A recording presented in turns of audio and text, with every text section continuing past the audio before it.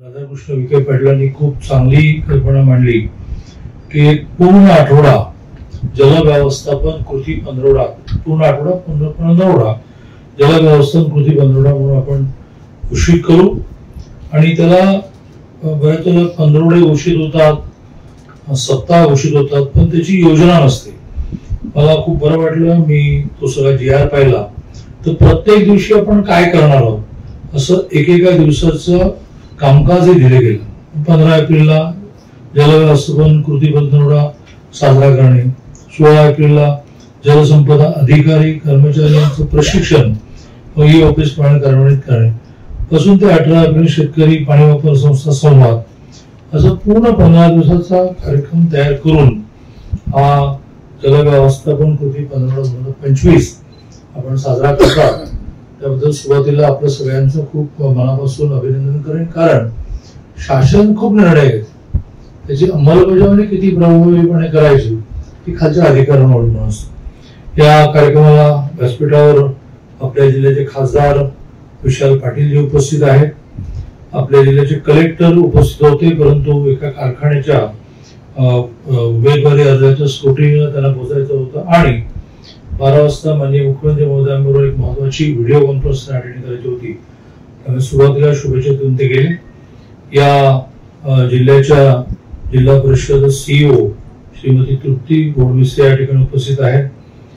आपल्या सांगली पाटबंदरचे अधीक्षक अभियंता चंद्रशेखर पाटोळे, कार्यकारी अभियंता सचिन पवार, माजी खासदार आणि कृष्णाखोरे विकास महामंडळाचे अध्यक्ष म्हणून त्यांनी खूप प्रभावीपणे काम केलं संजय काका पाटील, सांगलीचे आमदार सुधीरदादा गाडगे, विधान परिषद सदस्य आणि माजी मंत्री सदाभाऊ खोत, अशी बरीच मंडळी उपस्थित आहेत. आणि सर्व वेगवेगळ्या स्तरावर काम करणारे अधिकारी बंधू आणि भगिनींनो, माझ्या आधी जे जे मुद्दे आले त्याला त्याचं रिपिटेशन दुरुक्ती टाळून मी काही मुद्दे मांडणार आहे. एक तर आताच पवार साहेबांनी म्हटल्याप्रमाणे आपल्याला उपलब्ध असणारं पाणी बाष्पीभवनाने आणि चोरीने कमी होणे. बाष्पीभवनाने कमी होतं ते आपल्या हातात नसतं, चोरीने कमी होतं ते आपल्या हातात असतं, परंतु तेवढी आपल्याकडे मॅनपॉवर नाही. म्हणून मग सरकारने 14 ते 19 माननीय देवेंद्रजी मुख्यमंत्री असताना हा निर्णय केला की यापुढे कालवे नाही, बंद पाईप मधून पाणी जाणार. खूप विरोध झाला, कारण काही पाणीपट्टी न भरता वाटेत पायपा टाकायचे आणि पाणी घ्यायचं, असा खूप मोठा प्रघात हा गावगाव असल्यामुळे आता त्या पायपाला कसे काय छिद्र पाडणार, पाईपलाईन टाकणार. आणि तो विरोध झाला. विरोध हा कुठल्या आंदोलनामध्ये शासन खंबीर राहिलं, मनामध्ये पक्का असलं की आपण हिताचं करतोय, तो विरोध जास्त दिवस टिकत नाही. तसं तो विरोध संपला आणि आता नव्याने आपण निर्णयच केला की जे कुठलं काम सँक्शन होईल त्याच्यामध्ये पाणी वाहतूक ही बंद पाईपलाईन होणार. त्याचा उल्लेख विशालजीने पण केला की महाराष्ट्र आणि कर्नाटक सोडून बाकीच्या राज्यांमध्ये अजून यावर जास्त भर दिलेला गेला नाही. तर हा जसा एक भाग आहे बाष्पीभवन. आता आपण ज्या प्रकारचं ऊन सहन करतोय, भीती अशी वाटते की ज्या प्रकारचं बाष्पीभवन रोज होऊन पाण्याचा साठा कमी होतोय, त्यात 15 जुलैपर्यंत पाऊस सुरळीत व्हायला जातो, तिथपर्यंत तरी जलाशयातले साठे पूर्ण राहणार की.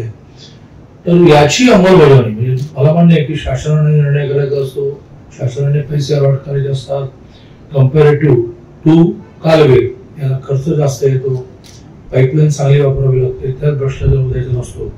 आणि जलव्यवस्थापनामधला आगामी काळातला मुख्य विषय आहे तो हा आहे की आपलं आहे ते पाणी आपल्याला कसं जास्त वापरता येईल. दुसरा जो मुद्दा आहे तो प्रामुख्याने पाणी कमी पडतं याचं एक महत्वाचं कारण जर असेल ते हे आहे की वाहून जाणारं सगळं पाणी आपण साठवू शकत. आणि म्हणून मग मोठ्या प्रमाणावर एखाद्या मेन प्रोजेक्टला अधिकाधिक तलाव निर्माण व्हावे, त्या तलावामधून मध्ये मुख्य जलाशयातून पाणी सोडू, आता नव्याने पाईपलाईन सोडू, परंतु तेवढ्या प्रकारची तलाव म्हणजे काय, ड्रम म्हणजे काय, ते एक मोठा ड्रमच आहे ना पाणी साठवण्याचा. तर ते ड्रम जेवढे निर्माण करू तेवढं पावसाचं पाणी पळून न जाता त्या ठिकाणी साठेल. आणि त्यामुळे जितकं गावांच्या जवळ जाऊन अधिक आपल्याला तलाव निर्माण करता येईल, लोकही खुश होतील आणि आपण पकडू न शकणारं पावसाचं पाणी त्या तलावाच्या निमित्ताने तलावाती सापडेल, पकडलं जाईल आणि जमिनीमध्ये झिरपून जवळच्या विहिरींना आणि बोरवेलला सुद्धा पाणी वाढेल. तर हा आगामी काळातला अधिकाऱ्यांनी करण्याच्या योजनेचा विषय आहे की आपल्याला हे अधिकाधिक पाणी साठवण्याचे ड्रम्स कसे निर्माण करता येतील, यातून लोकांना सुद्धा थोडं जवळ पाणी मिळेल. एक मुद्दा मांडून मी माझं बोलणं संपवेन. तो थोडा आता ऐकायला आपल्या डिपार्टमेंटकडे हे कसं काय काम देत आहे असं वाटेल, परंतु त्याला पर्याय असं वाटत. वापरलेल्या पाण्याचा पुनर्वापर या विषयामध्ये आज कोणाची जबाबदारी आहे? नगरपालिकेची जबाबदारी, महानगरपालिकेची जबाबदारी की त्याने जे पाणी युज होतं 100 लिटर पाण्यामधलं 80 लिटर पाणी पुन्हा पिण्यासाठी पण वापरता येतं. गुजरातमध्ये आता मोठ्या प्रमाणावर ते नॉर्मल पिण्याच्या पाण्यापेक्षा शुद्ध आहे सिद्ध झालं. सिंगापूरसारख्या देशामध्ये तर पाण्याची टंचाई असल्यामुळे त्यावर त्यांनी भरच दिला की जे यूज वॉटर आहे ते रियूज तर करता येईल ना. टॉयलेटच्या फ्लशला पाणी फ्रेश पाणी पाहिजे, ते रियूज व्हायला काय उपयोग आहे? हात लावायचे का? रियूज झालेलं पाणी शेतीला द्यायला काय अडचण आहे? उलट आहे की ते रियूज एसटीपी मधून झालेलं पाणी त्यात जर आपण व्यवस्थित प्रमाणामध्ये खतं मिक्स केली तर व्यवस्थित खतं मिक्स केलेलं प्रमाण नीट असणारं पाणी शेतीला देऊ शकतो. इंडस्ट्रीला पाणी कशाला फ्रेश पाणी पाहिजे? ते रियूज वापरते. गार्डनला कशाला पाहिजे? बिल्डिंग बांधायला कशाला पाहिजे? गाड्या धुवायला कशाला पाहिजे? म्हणजे 100 लिटर पाण्यातलं 80 लिटर पाण्याला आज आपली ते पिण्याची मानसिकता नाहीये. जेव्हा स्थिती येईल तेव्हा परमेश्वर स्थिती नाही हो तर तेव्हा सिंगापूरचा तुम्हाला काय पर्याय? पण आज किमान फ्रेश वॉटर पाण्याचा पहिला वापरच आपण इंडस्ट्रीला करतो, गार्डनला करतो, बिल्डिंग बांधायला करतो, गाड्या धुवायला करतो. ते रियूज कडे शिफ्ट केलं आणि हे रियूज कडे शिफ्ट करण्यामध्ये आगामी काळात जल व्यवस्थापन करायचं असेल तर त्याच्यामध्ये इरिगेशनची साथ लागेल. का लागेल इरिगेशनची साथ? हे कॉम्बिनेशन आहे ना. की समजा सांगली महानगरपालिका मला आता एक्झॅक्ट सांगता येणार नाही पण वर्षाला किती पाणी प्यायला वापरते त्याच्या 80% पाणी डायरेक्ट तुम्हाला इरिगेशनला पुन्हा मिळणार. तर तुम्ही शेतकऱ्यांना इंडस्ट्रीला कन्व्हिन्स केलं पाहिजे की हे आपण पाणी वापरायचं आहे. तर मग फ्रेश वॉटर पाणी पिण्यासाठी वापरणं एवढ्यासाठी त्याचा उपयोग आपण घरी ठेवला. किती याची क्षमता आहे? तर पुण्यामध्ये 13 TMC पाणी वापरायला पाहिजे, वापरतात 21 TMC. त्याच्यानंतर पुण्याचं पॉप्युलेशन मी 82 साली पुण्यात जायला सुरुवात केली त्यावेळेला 14 लाख पॉप्युलेशन, आता 72 लाखावर गेलं. एवढ्या प्रमाणामध्ये काही धरणं झाले नाहीत. महानगरपालिकेने पिंपरी आणि पुण्याने मिळून स्वतःच एक धरण डेव्हलप केलं म्हणजे एका विधानसभेला पाणी मिळायला लागलं. मग आता 3 TMC पाणी चाकणेवाडी सगळं हे वाचवलं, त्यांचं 13 ते 16 होणार. याने काय करायचं? 3 TMC नको 4 TMC पाणी रियूज करून चाकणला नेऊन टाकायचं. त्यासाठी केंद्र सरकारने 1800 कोटी रुपये दिले. 11 मोठे एसटीपी जवळजवळ पूर्ण होत आले. ते एसटीपी मधून पाणी रियूज करताना वेगळे निळ्या रंगाचे टँकर डेव्हलप केले आहेत की ज्या टँकर मधलं पाण्याला हे रियूजचं पाणी तेच टँकरचं पाणी त्याच्या कॉलनीच्या गार्डनला आणि बिल्डिंग बांधायला आणि गाड्या धुवायला जाणार. किती पाण्याची बचत झाली? त्या चाकण एमआयडीसी मध्ये 3 TMC पाणी वाचलं. तर मला असं वाटतं की या प्रकारचं जर पाण्याचं प्लॅनिंग आपण केलं तर आपल्याला पाणी अँपल होईल, जास्त होईल असं मला वाटतं. तर अशा प्रकारे महानगरपालिकांशी जसं आज आम्ही कलेक्टर, मी नवीन आलेले सांगलीचे कमिशनर, डेप्युटी सीओ, SP ट्रेनिंगला गेले त्यामुळे ऍडिशनल SP असे एक छोटा ग्रुप बसलो होतो.